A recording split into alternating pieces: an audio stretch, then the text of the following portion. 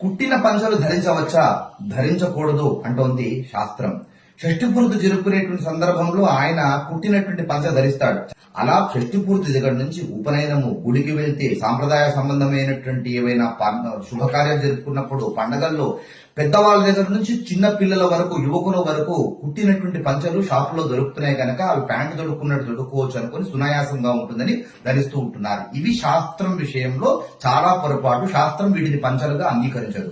శాస్త్రం దృష్టిలో కత్తెరతో కట్ చేసి కుట్టినటువంటివి పూజల్లో ధరించి పూజల్లో పాల్గొనడం అనేటువంటిది శాస్త్రం విషయంలో చాలా పొరపాటు, నిషిద్ధమైనటువంటివి.